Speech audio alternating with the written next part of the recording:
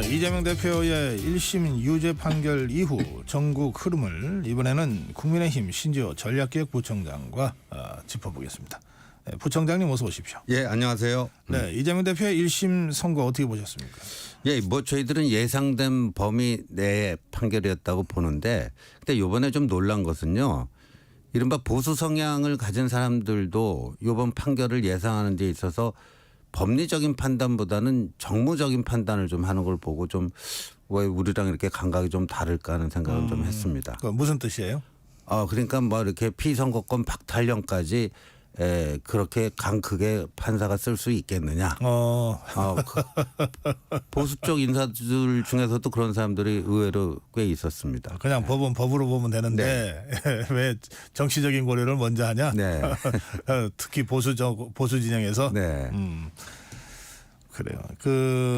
이제 더불어민주당에서는 뭐 속내가 어떻든 다 무죄를 주장했고, 그리고 유죄가 나와도 의원직은 유지하는 뭐 80만 원 언저리, 또는 뭐 1심에서는 뭐 한 200만 원, 150만 원 하면 2심에서 80만 원으로 네. 가는, 이게 이제 정치권에서 뭐 그걸 뭐라 그럽니까? 그냥 그런 일종의 여러 가지 사례들이 있었잖아요. 그래 있었죠. 네. 그것과는 완전히 다른 중형입니다. 네.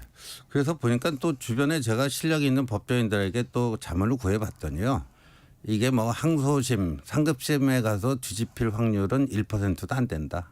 뭐 이렇게들 다들 얘기하더라고요. 네. 문제는 스피드란 말이 있는데 네. 문제는 재판 속도 아닙니까?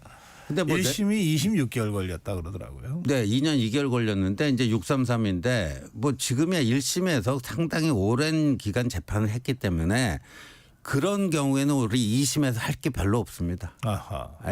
뭐 수십 명의 증인들 다 나왔잖아요. 1심에 나온 증인을 뭐 2심에서 아주 특별한 사유가 아니면 또 다시 법정에 부르거나 하는 일이 없다고 합니다. 그러니까 뭐 내년 상반기면 대법원 최종심까지 나오지 않을까 봅니다. 그런데 1심 판결을 받고 법정을 나온 이재명 대표의 첫 마디는 네. 이런 거였어요. 기본적인 사실관계부터 승복할 수 없다, 이런 취지입니다. 네. 그러면 기본적인 사실관계를 승복할 수 없다면 기본적인 사실관계부터 다시 따져봐야 된다, 이런 뜻이잖아요. 그런데 재판부가 거기에 응해 주겠습니까? 1심에서 그렇게 해갖고 2년 2개월이나 했잖아요. 공직선거법 270조인가요? 선거사범의 재판 기간에 대한 강행 규정이라고 있습니다. 강행 규정이라고 있어요. 예. 그거 어겨가면서까지 그렇게 했는데도 안 된 거 아닙니까? 그러니까 이재명 대표는 재판을 어떻게든 좀 지연시키려고 생각할지 모르나 네. 재판부가 그런 것을 용납하지 않을 거다. 이번 경우에는 그런 네. 말씀이시군요. 네. 알겠습니다. 자, 민주당 장외 집회는 어떻게 보셨습니까? 뭐 토요일 날 있었습니다. 저는 전략적 파산이라고 봅니다. 이미 전략적 파산을 예고를 했는데 이번 판결로 이제 파산이 확인이 된 거죠. 첫 번째 장외 집회에서요. 이재명 대표가 이번 모든 거에 총괄 역할을 맡은 김민석 의원이 나와서 탄핵이든 하야든 개헌이든 대한의 봄은 올 것이다. 대한의 봄이라는 거는 내년 5월 조기 대선을 치러서 이재명이 당선되는 그 봄이에요. 근데 이 개헌, 탄핵 하나하나가 얼마나 대단한 국가 중대사입니까? 그거를 이재명이라는 정치인의 개인 정치적 야욕을 달성하기 위한 일개 도구로 전락시켜버린 발언입니다. 국회의원 자격도 없어요, 이런 사람은. 예. 근데 그게 민주당의 전략이 얼마나 엉터리인가를 한마디로 입증해 주는 거 아닙니까? 네. 예. 그런데 이제 이렇게 피선거권 박탈령이 나왔잖아요. 그 순간부터 그 집회는요. 이재명 구하기 집회로 이제 변질이 돼버린 겁니다. 그들이 떠드는 탄핵, 하야, 뭐 개헌 이런 거는 오로지 이재명 한 사람을 구하기 위한 도구에 불과한 거죠. 예. 그러니까 전략적 파산을 이미 했다. 예. 전략적 파산을 했다고 단정하셨는데 네. 그런데 그 파산된 그 장외 집회를 이번 주 다음 주 계속 하겠다는 게 더불어민주당의 입장인 것 같아요. 네. 근데 해도 뭐 일반인들의 호응을 얻기는 점점 힘들어지고 아마 내부 구성원들 사이에서도 시간이 지나면 지날수록 에너지가 고갈돼 갈 것이라고 봅니다. 뭐 집회 숫자가 중요한 것 아니다라고 하지만 집회는 숫자도 중요하잖아요. 네. 그러니까 뭐 저는 지난주 토요일에 거의 이제 피크를 찍은 거라고 봐야 되겠죠. 예. 예. 그러면 앞으로 집회를 계속 할 수는 있는데 더불어민주당이 네. 집회 참여하는 숫자는 줄어들 거다. 예, 줄어들고요. 일단 의원들이요. 예, 지금은 이제 친명으로 이제 일색화된 정당 아닙니까? 예, 그래도 뭐 쉽게 이재명 리더십이 쉽게 흔들리지는 않겠죠. 근데 저는 그 친명 의원들 내에서도요. 낮에는 친명 행사를 하고 밤에는 동요하는 이 주명 야동 이 주명 야동 의원들이 갈수록 늘어날 거라고 봅니다. 그래요? 네. 왜 그렇습니까?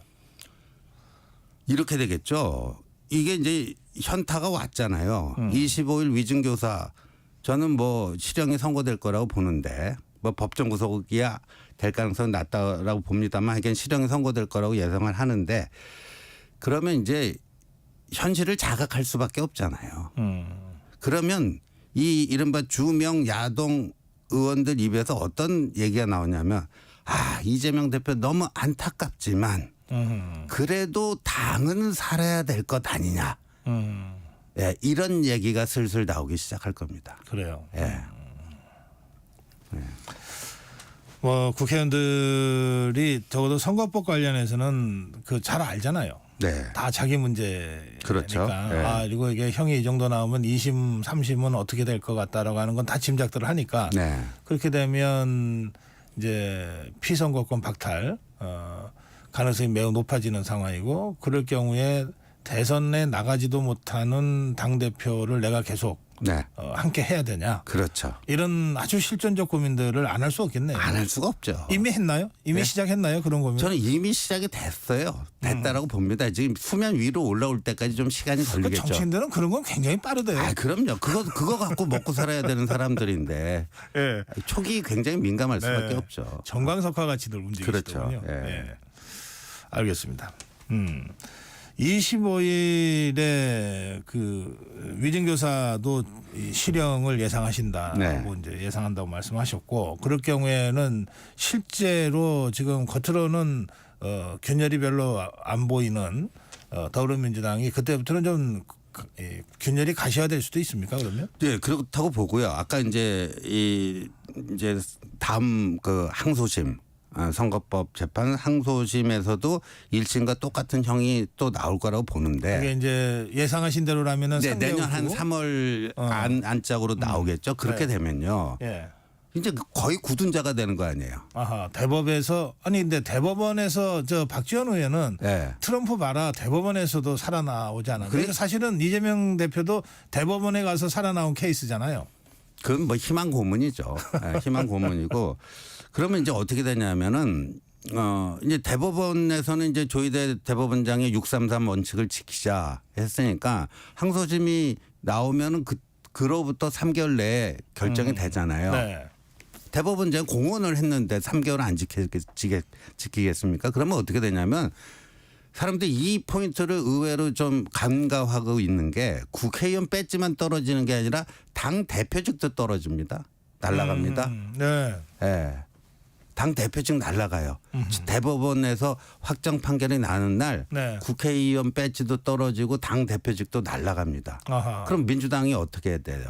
한 명의 국회의원 배지가 날아가는 건 괜찮아요. 피선거권이 박탈되면 당 대표직도 자동으로 정당법상 그렇게 돼 있습니다. 박탈되는군요. 예. 네. 그러면 누가 그럼 대표를 할 거예요? 그러면 비대위를 꾸려야 될지 전당대회를 해서 새로운 당 대표를 뽑아야 될지. 그러니까 항소심이 나오면은요. 이제 그 논의가 수면 위로 부상할 수밖에 없습니다. 아하. 예. 그러니까 뭐 포스트 이재명 당의 균열을 억지로 누르고 가도 네. 내년 3월 최소한 내년 3월이면 네. 더 이상 누를 수 없는 상황이 된다. 그렇죠. 예. 그럼 포스트 이재명 체제로 어떻게 할 것인가? 비대위로 할 것인가? 전당대회를 치러서 뭘 할 것인가? 그러면 이재명 대표도 그때는 이제 현실을 인정할 수밖에 없으니까 아하. 아마 수렴 청정 체제로 가고 싶어 하겠죠. 그럼 그 수렴 청정 체제가 맞냐? 당내에서 논란이 안 될 수가 없죠. 그렇군요. 그러면 움직이면 죽는다. 내가 당원들과 함께 죽이겠다. 이 발언은 어떻게 보십니까? 그 개가 가장 두려울 때 가장 세게 짖지 않습니까? 네. 네. 네. 뭐 그런 어떤 그 공포심의 발로에서 나온 발언 아니까 그렇게 해석합니다. 네. 그런가요? 네. 예, 알겠습니다.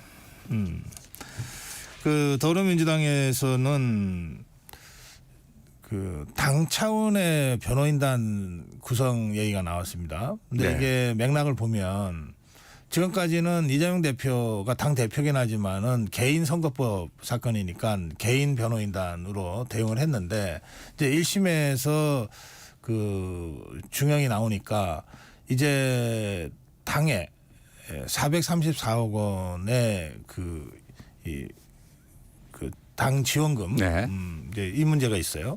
그러니까 이제 당도 이제 사건의 당사자가 된 셈이라고 보는 것 같아요. 네. 그래서 당도 적극 대응을 해야 되겠다고 당 차원의 변호인단 선임 얘기가 나온 것 같은데요. 그래서 당비를 변호사비로 쓰는 것이 법적으로 문제가 없느냐 하는 거에 대해서 뭐 법조인들 내에서 여러 의견이 있더라고요. 이게 정치자금법 위반 소지가 있다. 그 경우에도 뭐 아니다. 뭐 그렇게까지 뭐 엄격하게 적용하겠느냐 이런 양론이 있더라고요. 근데 뭐 그렇게 한들 네. 크게 뭐 저는 뭐 결과가 바뀌거나 그러지는 않을 거라고 봅니다. 예. 알겠습니다. 자, 국민의힘 입장에서는 어쨌든 이게 뭐 이 정치판에서 이게 제로섬 게임의 성격이 있으니까 상대가 넘어지면은 그거 덕분에 1등할 수도 있고 뭐 그런 거 아니에요? 네. 그러면 지금 더불어민주당 이재명 대표의 이 사법 리스크의 가시화 현실화를 보면서 국민의힘 분위기는 어떻습니까? 이럴 때 잘해야 됩니다. 정말 잘해야 됩니다. 냉정하게 얘기해서요. 이번에 지금 저는 작년 9월 27일이었던 것 같은데 유창훈 부장판사가 이재명 대표 구속영장 기각하면서부터 네. 저희 저희 당 입장에서 보면은 고난의 사이클이 시작이 됐습니다. 강서구청장 보궐선거 참패, 그다음에 총선 참패까지 이 고난의 사이클이 쭉 진행이 됐고, 하여간 7월 23일 날 변화쇄신의 깃발을 든 한동훈 체제가 출범하면서 뭔가 이제 반등을 모색하는 이 모색기가 있고, 다행히도 이제 지난번 보궐선거 잘 치르고 해서 이 1년 이상 지속됐던 이제 그 저희 당 입장에서 보면 고난의 사이클이 끝나고 기회의 사이클이 시작됐다. 이렇게 봅니다. 이렇게 보는데 기회는 기회라고 보시는 거예요? 예, 이 기회의 사이클이 이제 시작됐어요. 그런데 이때 잘해야 되는 게 지금의 이재명 대표의 저 불행은 저희가 자력으로 쟁취한 승리가 아닙니다. 자력으로 쟁취한 승리가 아니에요. 이럴 때 오버하면 죽습니다. 오버하면 안 됩니다. 근데 일부 저희 당 내에서 좀 오버하려는 그런 기류도 있지만 이럴 때 좀 냉정하고 침착하게 또 겸허한 자세로 가야 되고, 그래서 이재명 대표가 대표직에서 내려오는 향후 한 6개월 정도 있지 않습니까? 이 6개월이 정말 하늘이 보수 정치에 선사해 준 천재 일우의 기회라고 봅니다. 결국 그러니까 쇄신 경쟁에서 이기는 쪽이, 쇄신 경쟁의 승자가 내후년 지방선거 그 다음에 대선을 제패할 거라고 보는데, 그럼 쇄신 경쟁에서 승자가 되기 위해서는 어떻게 해야 되느냐. 이 6개월 있지 않습니까? 6개월 일단 6개월은 이재명 체제가 유지가 됩니다. 그 6개월이 정말 쇄신의 골든 타임이고, 이때 잘 해놓으면 보수 정치에게 새로운 국면이 열릴 수 있다. 그래서 그런 점에서 이제 기회의 사이클이 시작됐다 이렇게 봅니다. 지금 말씀하시는 그 6개월 이재명 대표가 사법 리스크를 잔뜩 안고 당 대표는 유지하는 네. 그 6개월 동안은 더불어민주당은 전혀 어떤 형태로든 쇄신하지 못할 거라고 보시는 못하죠. 거군요. 이재명 예. 대표가 있기 때문에. 그렇죠. 그 자리에 유지하는데 무슨 뭘 하든 그걸 쇄신으로 그렇죠. 보겠느냐. 예. 그러면 더불어민주당은 쇄신 못 하는데 네. 그 6개월 동안 국민의힘은 네. 빠르게 쇄신하고 예. 속도감 있게 쇄신하고 당정이 같이 가야 그렇게 되겠죠. 해서 예, 그러면 뭔가 윤석열 정부의 하반기 국정 운영이 굉장히 수월하게 갈 수도 있다고 봅니다. 예. 예. 그럼 뭘 어떻게 해야 된다고 생각하세요? 뭐 여러 가지 이미 다 뭘 해야 되는지는 나온 것 같고 지금 이제 집중해야 될 거는 이제 민생 경제가 아닌가 싶습니다. 요새 네. 진짜 너무너무 다들 죽겠다 아우성들이에요. 특히나 자영업자 소상공인들. 이럴 때 지금 또 예산 국회 시작되지 않았습니까? 네. 그리고 대통령께서도 양극화 해소를 이제 임기 후반기에 최중점 국정 과제로 추진하겠다고 또 공언하시지 않았습니까? 그 대통령 말씀에 부합되는 여러 가지 프로젝트들을 발굴하고 예산으로 반영하고 또 법안으로 만들고 뭐 이런 작업들을 하면 될 것 같습니다. 예. 좋습니다. 그 이재명 대표가 또 더불어민주당이 이재명 대표의 사법 리스크에 발목이 붙잡혀서 아무것도 못하고 앞으로 못 나가는 동안에 네. 정부 여당은 한 몸이 돼서 민생 안정과 그렇죠. 쇄신을 향해서 예. 나가야 된다. 이제 네. 이렇게까지 이제 말씀을 하셨는데 그러면 그것하고 이재명 재판 지연 방지 TF 발종 뭐 이런 것하고는 어떻게 같은 그거는 거예요? 이제 모니터링 정도죠. 모니터링 하고 그래서 이제 사법부 겁박하는데 그걸 가만히 구경만 하고 있을 수는 없잖아요. 같이 좀 대응을 해줘야죠. 그런 식의 사법부 겁박하면 안 된다. 그게 이제 법치주의를 지켜야 되는 게 또 국회의원의 책무이기도 하니까요. 또 저희 당에 응당해야 될 일인데 그게 뭐 최대의 중점 과제가 될 수는 없겠죠. 최대의 중점 과제는 이제 민생 경제고, 예. 뭐 그거는 그거대로 모니터링 하면서 좀 야당이 너무 심하게 나올 경우에는 그거를 제동을 걸고 하는 역할을 해야 되겠죠. 예. 신조 부총장 말씀하신 그 전략이라고 하는 게 물론 그렇게 행동하면 국민들께서 알아주시겠지 하는 것도 되지만 네. 국민들한테 우리는 이렇게 가겠습니다라고 설명하고 선언하고 하는 것도 중요하잖아요. 그렇죠. 그러니까 이를테면 이제 우리는 그 이재명 대표의 사법 리스크는 사법부의 문제이기 때문에 그렇죠. 뭐 네. 우리는 사법부가 잘 할 거라고 보고 지켜보겠다. 네. 그럼 우리는 민생으로 가겠다 이렇게 얘기하는 것하고 네. 이를테면 민생 얘기는 지금 저하고 대담하면서 하셨지만 네. 당 공식 입장으로는 이 재판 지연 TF 구성하겠다 이게 제일 중요한 기사로 뜨잖아요.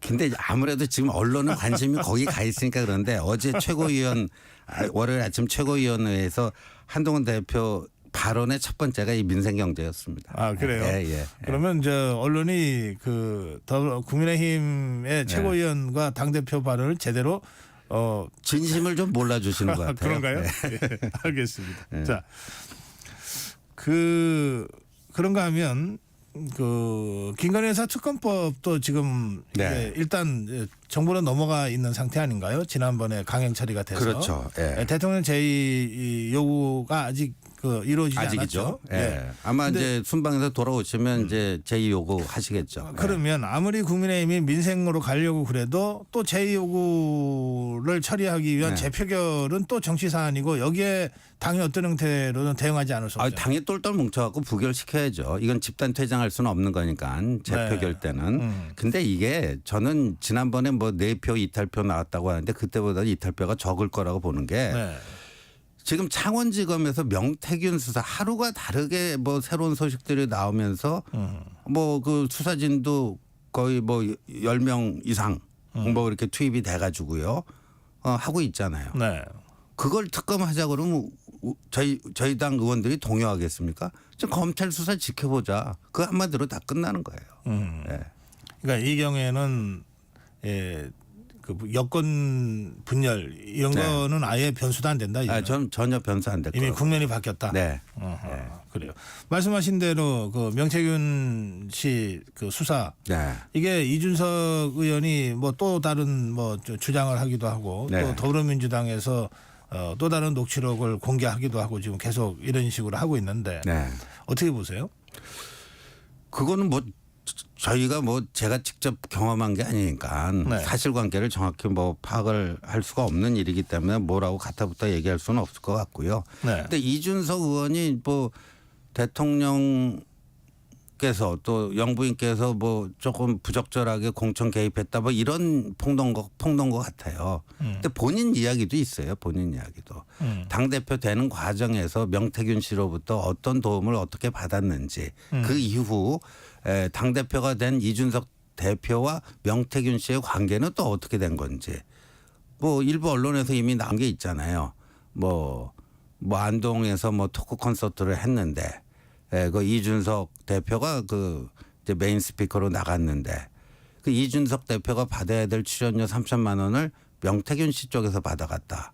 뭐 이런 지금 증언도 나오고 있고. 출연료가 토크콘서트 1회 출연료가 그렇게나 저는 뭐 김재동 씨가 제일 많이 받는 줄 알았는데 뭐 그런 경우도 있을 수 뭐 아니 그러니까 그 말이 사실이라면. 예. 그건 지금 팩트로 확인된 겁니까? 아니 일부 이제 그렇게 미래한국연구소의 그 김태열이라는 분 소장을 했던 분이 그렇게 주장을 하고 있어요. 그 3천만 원이 미래한국연구소로 입금이 됐다.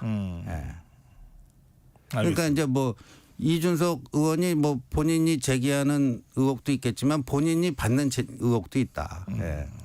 그러니까 이준석 의원과 명태균 씨의 관계는 상당히 오랫동안 유지가 된 거는 팩트 같습니다. 그렇죠. 우선 홍미화 신문국도 팩트일 것 같으니까. 그게 저 금년 2월 29일, 3월 1일 네. 그 1박 2일 아닙니까? 네. 그리고 윤석열 대통령 후보 네. 전 직전에 어쨌든 이준석 의원하고 윤석열 당시 전 총장이 네. 만날 때 명태균 씨를 이준석 대표가 데리고 갔다니까. 네. 그럼 그때부터 지금까지는 최소한 관계가 유지됐다. 그렇죠. 그 상당한 오랜 기간 동안에. 그렇죠. 그 부분에 대한 여러 가지 팩트 체크도 오히려 더 필요한 상황이다. 이런 말씀이군요. 그렇죠. 알겠습니다. 이거는 지금 창원지검이 제대로 발빠르게 수사를 하고 있으니까 그렇죠. 좀 지켜보자 이런 말씀이시죠. 그래서 뭐 저 특검법 그 재표결 때 뭐 이탈표는 뭐 거의 없을 거다 이렇게 보는 거죠. 그래서. 알겠습니다. 자,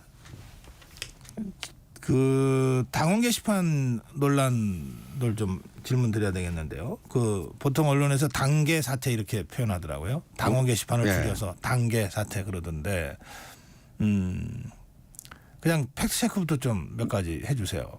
이게 한동훈이라는 이름의 당원이 윤석열 대통령 부부를 그 비난하는 글을 뭐 수백 건 올려서 이제 논란이 되고 있고, 그다음에 한동훈 대표의 가족 이름의 명의, 뭐 부인, 장인, 뭐 장모, 또 모친, 딸 이름에 이 당원 이름으로 또 같은 비슷한 글들이 수백 건이 올라가 있어서 그 내용들이 대부분 윤석열 대통령과 김건희 여사를 아주 패륜적으로 막 모욕하는, 조롱하는 이런 막말들이고, 또 한동훈 대표를 지지하는 글들이고, 그다음에 한동훈 대표와 경쟁 관계에 있었던 여권의 다른 인사들을 또 막 공격하는 글들이다. 그럼 이게 도대체 누가 한 거냐?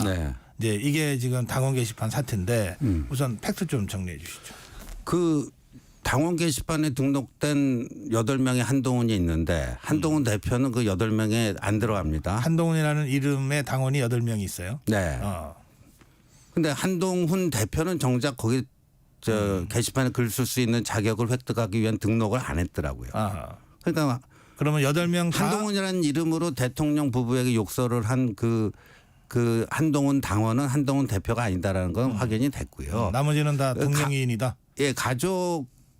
가족들이 쓴 글에 대해서는 그거는 이제 아마 당 차원에서 확인은 됐으나 뭐 그거를 확인을 하는 게 이 당원들 이 익명성을 보장해야 되는데 확인을 하게 되면은 여러 가지 또 모든 것들을 다 확인해야 되는.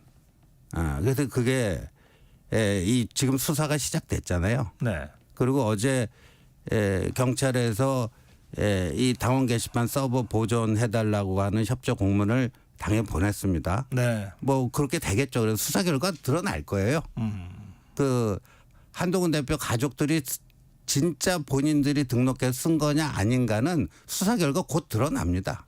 네. 네. 그 서울경찰청 사이버수사대가 지금 말씀하신 대로 당 사무처에다가 고 당원 게시판 관련 서버를 손대지 말고 네. 보존해달라.